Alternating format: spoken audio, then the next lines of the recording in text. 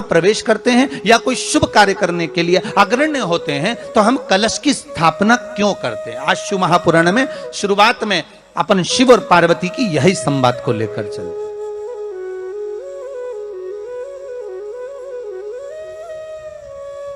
आखिर कलश में ऐसा क्या है, कलश के अंदर आखिर ऐसा क्या विराजमान है कि 33 कोटि देवता उस कलश के अंदर आकर बैठ जाते हैं। महाराज,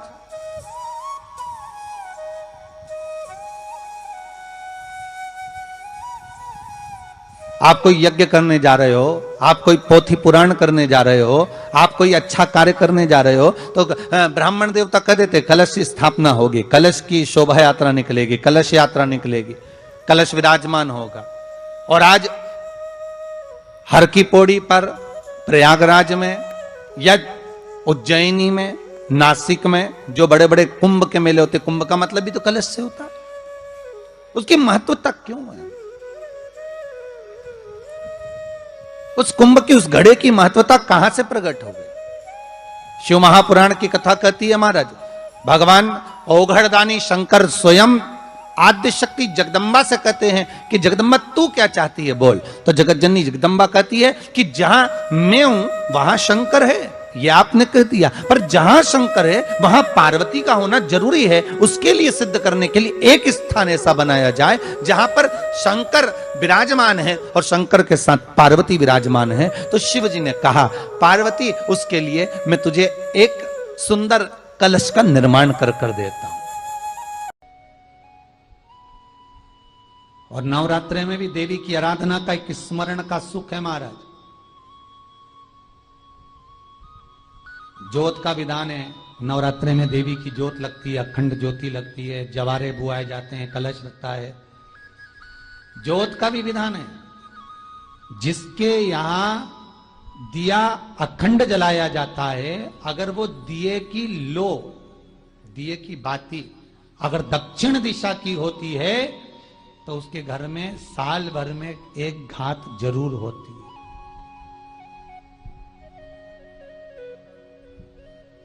जो दिया अखंड जलता है उसकी बाती का मुख दक्षिण का नहीं होना चाहिए। अगर आपने देवी भागवत का स्मरण कराओ, देवी भागवत को अगर सुना हो, तो देवी भागवत में स्पष्ट किया गया कि पूर्व की ओर मुख करा हुआ दिया, अर्थात पूर्व की ओर ज्योत जो जलाई जाती है वो संपदा की वृद्धि करती है। पश्चिम की ओर मुख कर जो ज्योत लगाई जाती है महाराज, वो वैभव को देती है। और उत्तर की ओर जो मुख कर ज्योत जलाई जाती है, उत्तर की ओर जो ज्योत का मुख रहता है वो आयु की वृद्धि करती है, घर में अकाल मौत को रोकती है।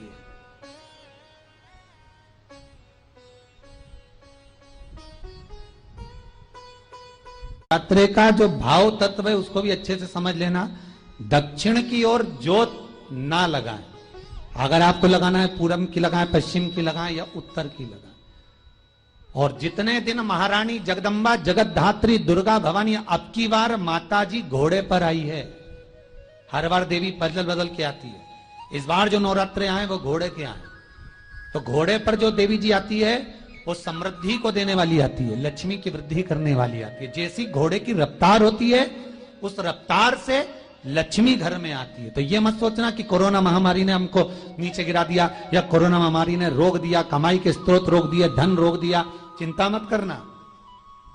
मेरी मां जगत जननी दुर्गा भवानी अब की बार घोड़े पर आई है। साल भर में इतना धन दे देगी कि आपने पीछे के 4 साल में नहीं कमाया होगा। इतनी मेरी मां भंडार भर देगी। ये घोड़े पर आई है, कोई साधारण नहीं हो सकता।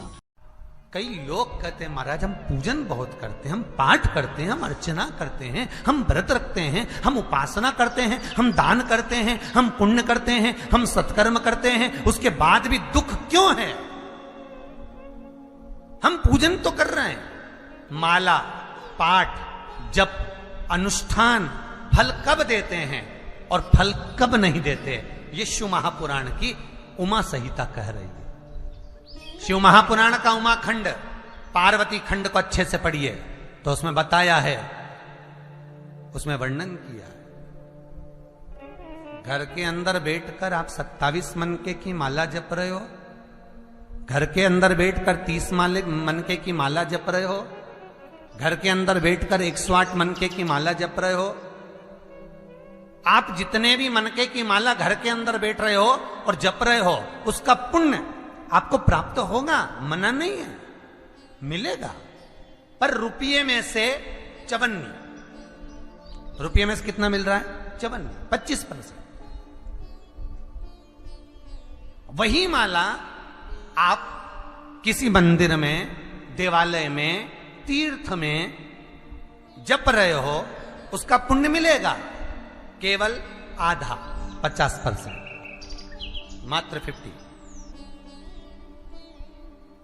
महाराज, वही माला आप यदि पीपल, आंवला, समी, बेलपत्र, इन वृक्ष के नीचे अगर आप एक माला को लेकर बैठे हो और बिना आसन के,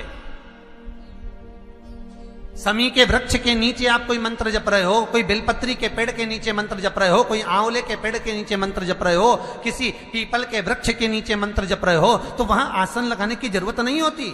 बिना आसन के अगर आपने एक माला का एक मन का भी अगर जपा है, शिव महापुराण कहती है, विष्णु पुराण कहती है कि 100% पुण्य आपके खाते में उस मंत्र का फल प्रदान कर देता है।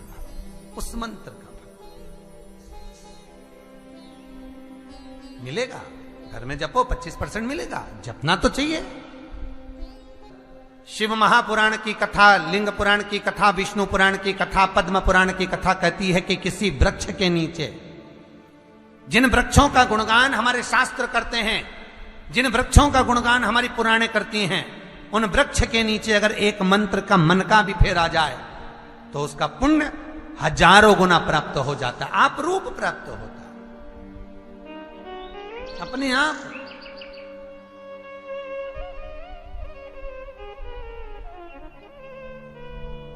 अब जिस पुण्य को करना चाह रहे, मेरा बहुत निवेदन है महाराज, बहुत प्रयास करा करो, प्रयास करना।